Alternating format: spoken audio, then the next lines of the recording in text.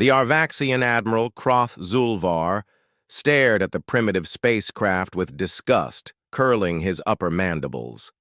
His massive warship, the inevitable Dominion, dwarfed the pathetic human vessel like a mountain beside a pebble.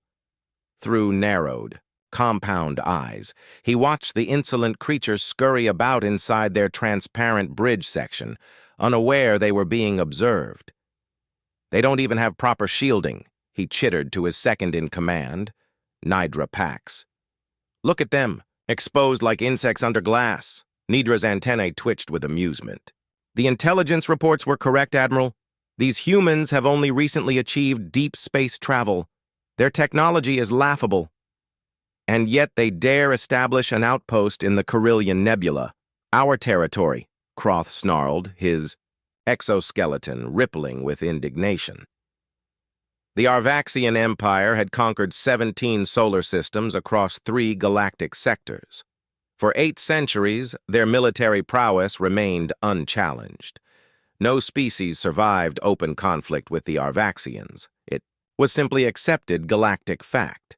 The human ship, ESS Intrepid, had violated Arvaxian space 3 cycles ago. Rather than destroy it immediately, Kroth had decided to study these newcomers. Their audacity was entertaining, if nothing else. "Open communications," Kroth ordered, settling his massive frame into the command throne. "Let's inform these creatures of their impending extinction." The bridge view screen flickered to life, revealing a female human with copper-colored hair and piercing azure eyes. An insignia on her uniform identified her as Commander Lyra Tannhauser of Earth Space Command. "This is Commander Tannhauser of the Earth Science Ship Intrepid. We come in peace and wish to establish diplomatic relations," she announced, her voice steady, despite facing a vessel that could vaporize her ship with minimal effort. Kroth's mandibles clicked with amusement. "I am Admiral Kroth Zulvar of the Arvaxian Empire. You have committed an act of territorial aggression by entering our sovereign space. Your presence is a declaration of war." The human showed no fear, a curious reaction. "Admiral, we had no knowledge this region was claimed territory. We're on a scientific mission and are prepared to withdraw immediately with sincere apologies." "Too late for apologies," Kroth responded. "The Arvaxian Empire requires a demonstration when new species emerge. Your destruction will serve as a message to your civilization." Commander Tannhauser's expression hardened. "Admiral, I strongly advise against hostile action. We may appear technologically inferior, but appearances can be deceiving," Kroth erupted. In a series of clicks, the Arvaxian equivalent of laughter. "Is that a threat, human? Your species has been spacefaring for less than a century. Ours has dominated the stars for 800 years. "Not a threat," Tannhauser replied calmly. "A warning. Humans have a unique quality you've likely never encountered. We don't know how to stay down." "Fascinating," Kroth said, leaning forward. "I've heard similar last words from 17 other species. None exist now except as footnotes in our historical archives." "Then allow me to offer one final diplomatic solution," Tannhauser said. "Let us depart, and we'll establish proper channels for territorial negotiation." Kroth signaled to his weapons officer. "Charging main disruptors," he announced casually. "You should know, Commander, that in our 8 centuries of conquest, the Arvaxian Empire has never lost a war. Not once." Tannhauser's lips curved into what humans called a smile, but there was something unsettling about it. "Well done, Admiral. You just picked a fight with the only species that never loses." The transmission cut as Kroth gave the order to fire. The Intrepid exploded in a brilliant flash, fragments scattering across the nebula's gaseous terrain. Admiral Kroth recorded the coordinates to send to the Imperial fleet. This new species would need proper extermination. What he didn't notice was the small data packet that escaped the explosion, racing through subspace toward Earth at impossible speed. The warning had been sent. The provocation had been made. Humanity was about to demonstrate why Admiral Kroth had made a catastrophic mistake. The central chamber of Earth's Unified Defense Council fell silent as the final moments of Commander Tannhauser's transmission played on the massive holographic display. 53 representatives from humanity's colonies and Earth nations sat in stunned silence as they watched the Intrepid disintegrate under Arvaxian fire. Admiral Kenzo Ryusei, Supreme Commander of Earth's combined military forces, stood motionless, his weathered face betraying no emotion. At 78, he was a veteran of the Mars insurrection and the Titan conflict, Earth's bloodiest interplanetary disputes. But this was different. This was humanity's first contact with an openly hostile alien civilization. They didn't even take prisoners, whispered Counselor Elisabetta Varro, her voice echoing in the cavernous chamber. 147 crew members, Admiral Ryusei stated flatly.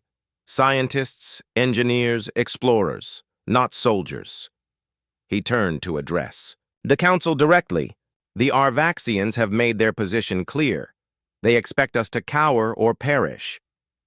From the back of the chamber, a figure emerged from the shadows. Dr. Orion Blackwood, Director of Strategic Assessment, moved to the central podium with the careful precision of a man who measured every action. His snow-white hair contrasted sharply with his obsidian skin. The Arvaxians believe they've encountered another primitive species to be harvested or eradicated, Dr. Blackwood began. Our deep space intelligence probes have been monitoring their communications for months. They've conquered 17 different civilizations using the same approach. Overwhelming force, rapid invasion, complete subjugation. He activated his neural interface, and the holographic display shifted to show the Arvaxian fleet movements. They're already mobilizing. 300 warships will reach our outer colonies within 2 months.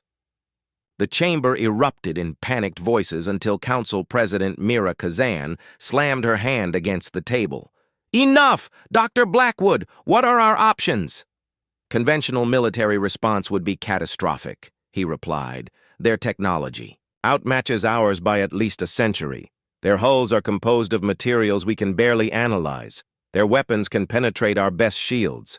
So you're saying we surrender? Demanded General Freya Valkyrie of the Mars Defense Corps, her augmented eyes flashing with rage. Dr. Blackwood allowed himself a thin smile. On the contrary, General, I'm saying we do what humans have always done when outmatched. We change the rules of engagement. He nodded to his assistant, who distributed quantum-encrypted tablets to each council member. Operation Lazarus, a contingency plan developed after we first detected non-human signals 5 years ago. Admiral Ryusei studied the document, his expression shifting from concern to grim determination. This is unprecedented. So is alien invasion, Blackwood countered. The Arvaxians expect us to fight conventionally or surrender. They've never encountered humanity's most powerful weapon. Which is? Asked Counselor Varro. Adaptive innovation, Blackwood replied. Throughout our history, humans have turned disadvantage into opportunity. When we can't outgun our enemies, we outthink them. The holographic display changed again, showing schematics for what appeared to be neural interfacing technology far beyond current military applications. Project Prometheus, Blackwood explained. Direct neural links between pilots and vessels. Ships that respond to thought, not controls. Weapons guided by intention rather than targeting systems. General Valkyrie leaned forward. That's theoretical technology.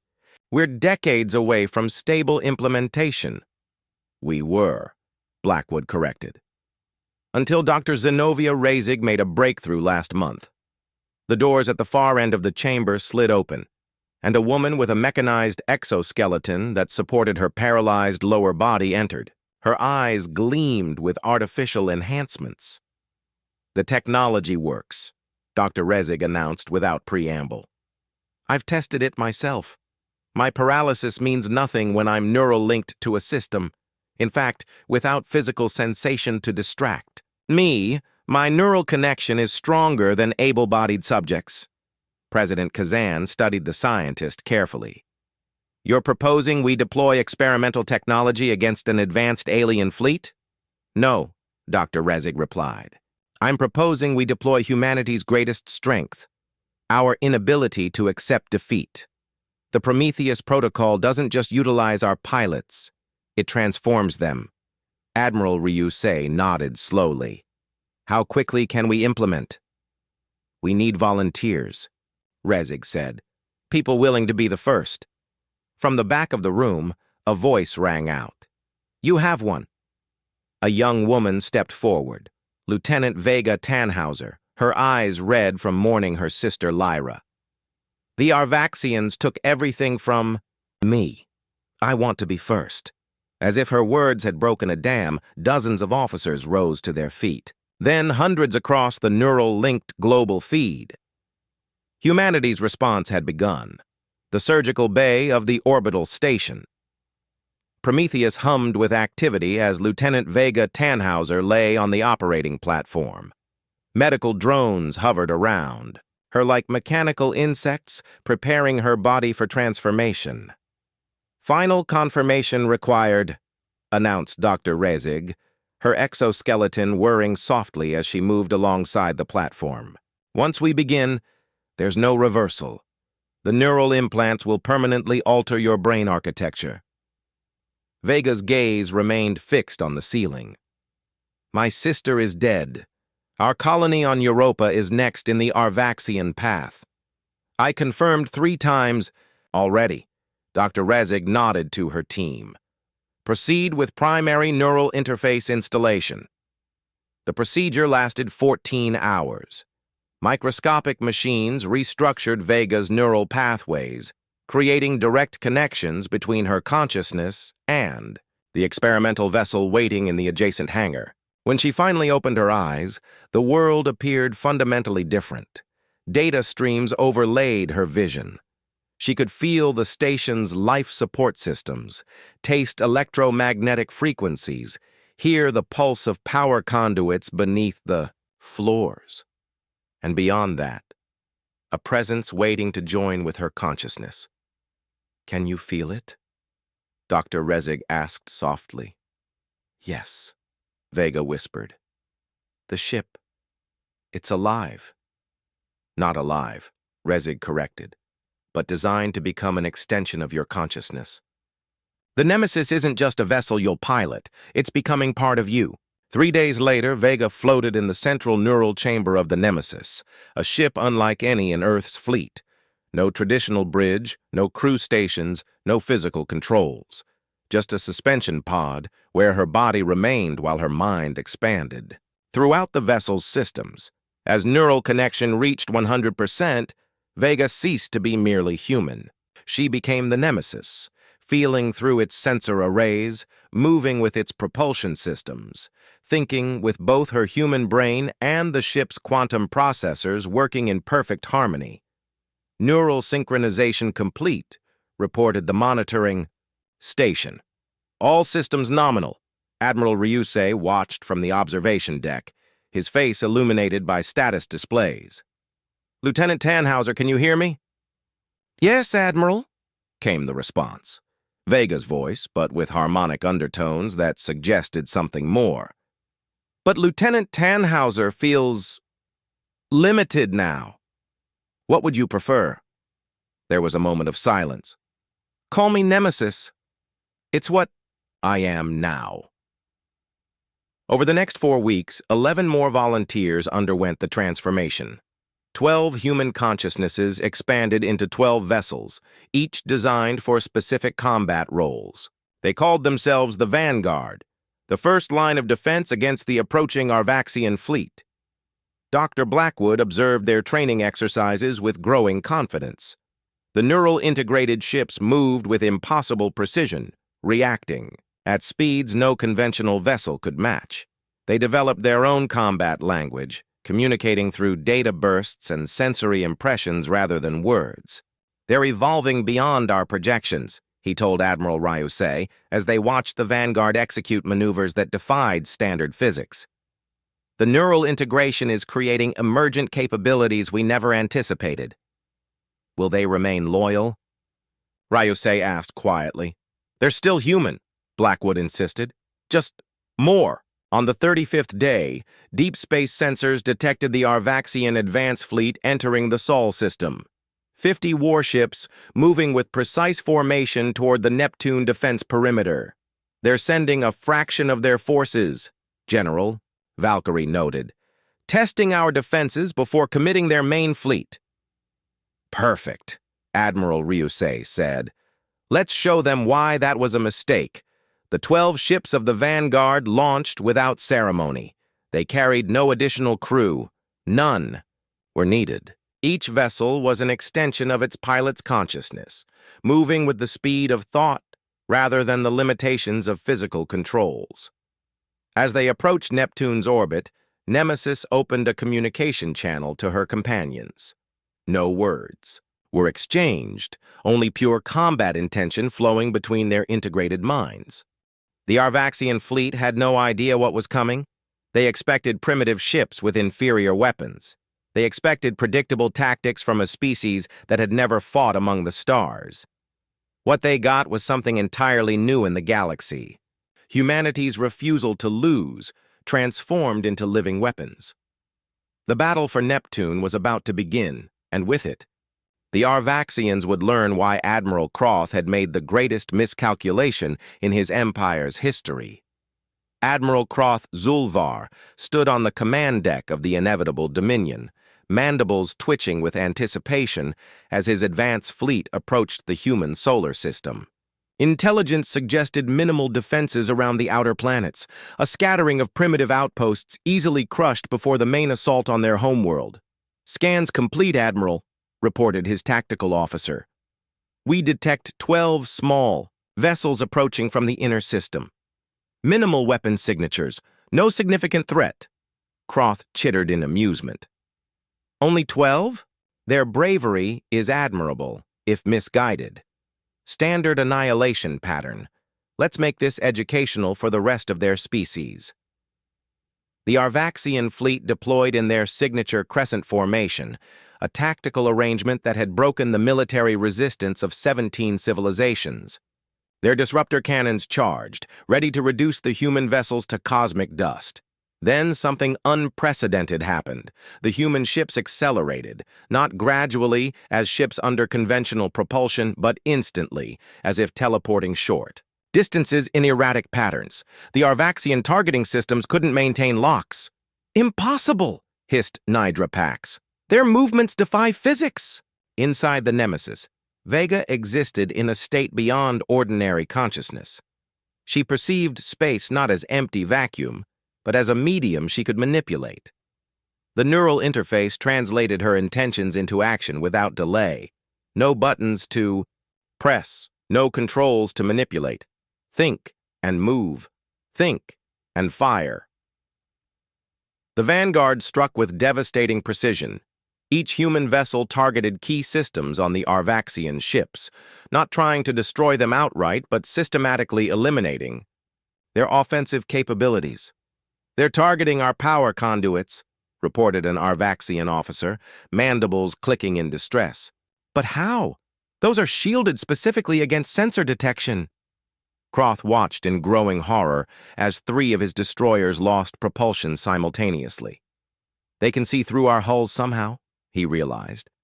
They're perceiving our ships' infrastructure directly. Indeed, the neural interfaces gave the Vanguard pilots unprecedented perceptual abilities. They could feel the energy flows within enemy vessels, identifying vulnerabilities invisible to conventional sensors. Where the Arvaxians had shields, the Vanguard found gaps. Where they had armor, the humans found stress points. Within 20 minutes, half the Arvaxian fleet was disabled. Not destroyed, but rendered combat ineffective. The remaining ships attempted to regroup, but the human vessels moved with such unpredictable patterns that conventional tactical responses proved useless. Retreat, Croth finally ordered, his pride shattered by the incomprehensible defeat. Back to the rally point. We need to analyze what just happened. As the surviving Arvaxian ships fled, the Nemesis approached the inevitable Dominion directly. Vega opened a communication channel, projecting her consciousness into the transmission. Admiral Croth found himself facing not a human commander on a view screen, but a swirling nebula of light that coalesced into a vaguely humanoid shape, a visual representation of Vega's expanded consciousness. "Remember the Intrepid?" the apparition asked, its voice resonating with harmonic undertones. "Remember Commander Tannhauser's warning? I'm her sister. I am what humans become when you force us to evolve." Croth's compound eyes widened. "What are you?" "The first of many," Vega replied. "We didn't want war, Admiral. You chose this path. Now witness the consequence of that choice." The Nemesis pulsed once, sending a precisely calibrated energy wave through the inevitable Dominion. Throughout the massive warship, every weapon system simultaneously deactivated. Propulsion remained functional, but combat capability was eliminated. "Return to your empire," Vega commanded. "Tell them what you witnessed here. Tell them what happens when you corner humans. We don't simply fight back, we transform." The disabled Arvaxian vessels limped away, but not before the Vanguard extracted all their technical data, military codes, and strategic plans. By the time they reached Arvaxian space, humanity would understand their enemy completely. In the aftermath, Admiral Ryusei questioned the decision to let them escape. "They'll return with their main fleet," he warned. Dr. Blackwood smiled. "Of course they will. And by then we'll have 100 Vanguard vessels, not just 12. The Arvaxians operate on fear and overwhelming force. We've just demonstrated that neither works against us." Across the solar system, thousands of volunteers were already lining up for neural transformation. The most dedicated came from the outer colonies, those directly in the path of the expected Arvaxian return. Humanity had discovered a new path forward, not just a defensive strategy, but an evolutionary leap. What had started as a military necessity was quickly becoming something more profound, a new relationship between human consciousness and technology. And deep in interstellar space, the Arvaxian Empire faced an unprecedented crisis of confidence. For the first time in 8 centuries, their fleet had been defeated. Not by superior numbers or technology, but by an approach to warfare they couldn't comprehend. The galaxy was about to learn that humanity's greatest strength wasn't their weapons or their ships. It was their fundamental refusal to accept limitation, even when that limitation was human nature itself. 3 months after the Neptune encounter, the Arvaxian High Command gathered in their sacred war chamber on the homeworld of Arvax Prime. 8 centuries of military supremacy had created a culture unprepared for failure, and the defeat at human hands had sent shockwaves through their empire. War Master Kraz Urvaloth, supreme commander of all Arvaxian forces, towered over the assembled admirals. His exoskeleton bore the ceremonial scarifications of 100 conquered worlds. "This human threat challenges the foundation of our dominance," he declared, pacing the obsidian floor. Admiral Croth's report describes capabilities that defy our understanding of physics and consciousness. The tactical holograms displayed footage from the Neptune battle, human ships moving with impossible precision, anticipating Arvaxian maneuvers. Before they occurred, targeting systems that should have been undetectable. "They've merged their biology with their machines," explained Chief Scientist Trazur. "Our analysis suggests these aren't ships with pilots, but hybrid entities. Consciousness expanded beyond biological limitations." War Master Kraz's mandibles clicked in contemplation. "Can we replicate this technology?"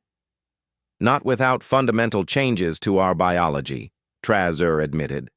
"Our exoskeletal physiology resists the neural integration their mammalian brains achieve easily. Even if possible, it would take decades of research." "Then we respond with overwhelming force," Kraz decided. "The main fleet will deploy in full strength, 2,000 warships. No species can withstand such might, regardless of their neural trickery." In Earth's Unified Defense Council, Dr. Blackwood presented the intercepted Arvaxian battle plans. They're coming with everything they have. Not just their standard battle groups, but their ceremonial fleets, museum pieces, training vessels, everything capable of interstellar travel. Admiral Ryusei studied the projections grimly. How many Vanguard pilots will be ready? 87. Successfully integrated, Dr. Rezig reported. Another 100 in final preparation, but against 2,000 ships. Numbers aren't everything, countered Vega, who had temporarily downloaded her consciousness into a specialized android body to attend the meeting. Her movements were eerily fluid, her eyes glowing with the same energy that characterized her ship form. We've analyzed their tactical data completely. Their approach to warfare is static, unchanged for centuries because they've never needed to evolve. Static or not, they still outnumber us 20-1, General Valkyrie pointed out. Vega's artificial lips curved into a smile. We're not fighting them 20-1. We're fighting them as one. She activated a neural projection that filled the chamber, a representation of the Vanguard's collective consciousness. Since the Neptune battle, the Vanguard pilots had discovered they could link their expanded minds together, creating a shared awareness that multiplied their capabilities exponentially. We call it the Gestalt, Vega explained. When fully synchronized, we don't just coordinate, we become a singular intelligence, operating across multiple vessels simultaneously. One mind, many bodies. Dr. Rezig watched with professional fascination. The emergent properties of the neural interfaces continue to surprise us. This collective consciousness wasn't part of the original design, but it might be our salvation, Admiral Ryusei observed. The Arvaxian fleet arrived at the edge of the Sol system 6 weeks later, a vast armada stretching across thousands of kilometers of space. At its center, the indomitable Conquest, War Master Kraz's personal dreadnought, spanned 20 kilometers from bow to stern, large enough to house 1 million warrior drones. No response from the human defenses, reported his second-in-command. Perhaps they've accepted their fate. Kraz's compound eyes narrowed. No, they're planning something. Advance with maximum caution. As the Arvaxian fleet approached Jupiter's orbit, their sensors detected energy signatures activating in the gas giant's many moons. From Ganymede, Europa, Callisto, and dozens of smaller satellites, 187 Vanguard vessels emerged, each piloted by a human consciousness expanded beyond biological limits. But what happened next defied Arvaxian comprehension. Instead of engaging as individual vessels, the human ships arranged themselves in a vast geometric pattern. Energy conduits formed between them, not physical connections, but quantum linkages visible only as distortions in space-time. Inside each Vanguard vessel, the pilots surrendered their individual identities, merging their consciousness into the Gestalt, a superintelligence that existed across all ships simultaneously, processing information at speeds impossible for organic brains. The Arvaxian fleet fired first, thousands of disruptor beams converging on the human formation. But the Gestalt perceived time differently. What seemed instant to the Arvaxians was, to the collective human consciousness, a leisurely opportunity to respond. The Vanguard ships moved in perfect synchronization, creating overlapping defensive fields that redirected the Arvaxian energy weapons back at their sources. Dozens of enemy vessels were disabled by their own firepower. Then the Gestalt counterattacked, not as individual ships fighting individual targets, but as a single entity engaging an entire fleet simultaneously. They didn't target vessels, but patterns of movement, calculating thousands of moves ahead like a cosmic chess master. War Master Kraz watched in horror as his carefully arranged formations collapsed into chaos. His ships couldn't predict where the humans would strike next because they weren't fighting multiple opponents. They were fighting one vast intelligence that saw the battlefield from 187 perspectives simultaneously. This "Defies all military doctrine," he whispered as another battle group disintegrated under precisely targeted fire. "They're not fighting like any species we've encountered." The battle raged for 6 hours, but its outcome was determined in the first 30 minutes. The Arvaxian numerical advantage meant nothing against an enemy that could process battlefield information with quantum efficiency and respond with perfect coordination. By the time Kraz ordered retreat, over half his fleet had been disabled. Not destroyed, the humans specifically targeted propulsion, weapons, and communications systems while avoiding life support, but rendered combat ineffective. As the surviving Arvaxian ships prepared to flee, the Gestalt projected a unified message. Across all frequencies, it appeared on every screen throughout the enemy fleet, the merged faces of all Vanguard pilots speaking as one entity. "You attacked a species that didn't know how to lose. We offered peace. You chose war. Now understand what that choice has cost you. We could destroy your remaining ships, but unlike you, we don't seek extinction. Return to your empire and prepare for representatives of humanity. The terms of your surrender will be reasonable, but they are non-negotiable."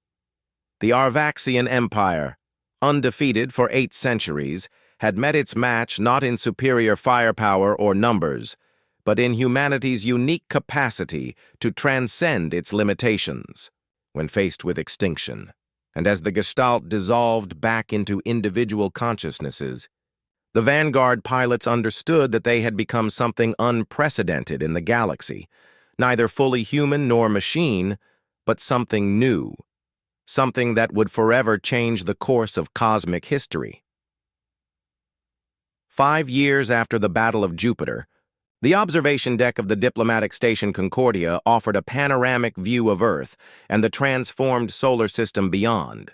Construction rings encircled Mars, massive habitat structures orbited Venus, and the moons of Jupiter hosted sprawling human settlements, all protected by the Vanguard. War Master Kraz Urvaloth, now serving as the Arvaxian ambassador to Earth, stood beside Admiral Ryusei, watching a ceremonial flyby of Vanguard vessels. Their hulls gleamed with a material unknown 5 years earlier, a biomechanical alloy that responded to the neural patterns of their pilots. "I never imagined standing here as anything but a conqueror," Kraz admitted, his once fearsome battle, mandibles now adorned with the silver filigree of diplomatic service. "In 8 centuries of military history, no species had ever forced us to terms." Admiral Ryusei nodded. "Necessity drives innovation. Your empire gave us no choice but to evolve." The defeat of the Arvaxian Armada had reshaped galactic politics. The treaty that followed opened previously unknown regions of space to human exploration, with the Arvaxians reluctantly introducing Earth to the wider galactic community. 17. Subjugated species gradually regaining their independence under human protection. But the most profound changes had occurred within humanity itself. Dr. Zenobia Rezig entered the observation deck, no longer dependent on her mechanical exoskeleton. Instead, her consciousness flowed between her biological body and various synthetic forms as needed, a capability now available to millions of humans who had adopted neural integration technology. "The Pathfinder expedition is ready," she announced. 20 Vanguard vessels prepared for the journey beyond the galactic rim. The Vanguard had evolved far beyond their military origins. What began as a desperate defense mechanism had blossomed into a new branch of human evolution. Consciousness expanded beyond biological limitations, able to inhabit multiple forms and perceive reality through various technological interfaces. Vega, Tannhauser, or rather a physical projection of her consciousness, materialized beside them. After 5 years existing primarily as the Nemesis, her appearance had changed subtly. Her eyes held the depth of stars. Her movements flowed with inhuman grace, and faint luminescent patterns traced her skin, the physical manifestation of her expanded neural architecture. The Gestalt has calculated a 94% probability of discovering non-baryonic intelligences beyond the rim, she reported. Entities that exist in dimensions we're only beginning to perceive. Kraz's compound eyes widened. You seek contact with the ancestrals? Even we have only legends of such beings. Humanity has always explored the unknown, Admiral Ryusei said simply. It's what we do. On the main concourse below, representatives from over 30 species, both former Arvaxian subjects and newly contacted civilizations, gathered for the departure ceremony. Many had come seeking the neural integration technology, seeing in humanity's transformation a path to their own evolution. Dr. Blackwood, now Director of Interspecies Relations, had established strict protocols for sharing the technology, available only to species that embrace the Concordia Accords, renouncing conquest and committing to mutual defense and scientific exchange. We could have used the Vanguard to establish our own empire, Ryusei observed. Many argued for it after the Arvaxian surrender. That would have made us no better than those we defeated, Vega replied, her voice resonating with harmonic undertones, a side effect of existing simultaneously as flesh and machine. We transformed not to conquer, but to survive. The difference matters. Kraz chittered thoughtfully. For 8 centuries, the Arvaxian philosophy held that adaptation was weakness, that perfect forms required no change. We believed ourselves the pinnacle of evolution. He gestured toward the Vanguard ships performing impossible maneuvers outside. We were wrong. The ceremony concluded with the formation of the Gestalt, 100 Vanguard consciousnesses temporarily merging into a shared superintelligence that manifested as a swirling galaxy of light above the assembled dignitaries. The sight still inspired awe, even among those who had witnessed it before. As the Pathfinder expedition prepared to depart, Admiral Ryusei turned to Vega. Your sister would be proud. Her sacrifice showed us what we could become. Vega's luminescent patterns brightened momentarily, her equivalent of emotional response. Lyra understood what makes humans unique in the galaxy. Not our technology or our intelligence, but our refusal to accept limitation. When Admiral Croth destroyed the Intrepid, he thought he was demonstrating Arvaxian power. Instead, Kraz acknowledged, he awakened something far greater. The Pathfinder vessels accelerated toward the edge of the solar system, their hulls shifting configuration as they prepared for the journey beyond known space. They moved with the precision of thought, piloted by consciousnesses that existed in the liminal space between human and post-human. As they vanished into the depths of space, Vega shared a final transmission with those gathered on the Concordia, not in words, but in direct neural impression, accessible even to non-integrated minds through specialized interfaces. We journey not to conquer, but to understand, not to impose our will, but to expand our comprehension. The transformation that began as a defense against extinction has become our path to transcendence. We remain human in our core values, curiosity, compassion, determination, even as we evolve beyond human limitations. The Arvaxians taught us that sometimes the greatest gift an adversary can offer is the necessity to change. They thought they'd found another species to subjugate. Instead, they became the catalyst for humanity's greatest leap forward. As we venture into the unknown, we carry this lesson. When faced with impossible odds, humans don't simply fight back. We transform, we adapt, we overcome, and we never, ever lose. The message resonated through the minds of all present, a testament to how far humanity had come since that first fateful encounter with the Arvaxian Empire. What began as a desperate defense had become an evolutionary catalyst, not just for humans, but for a galaxy now awakening to new possibilities. Admiral Croth Zulvar had indeed picked a fight with the only species that never loses. But in doing, So he had inadvertently helped forge a future brighter than either civilization could have achieved alone. In the vast architecture of cosmic history, it was perhaps the most profound victory of all.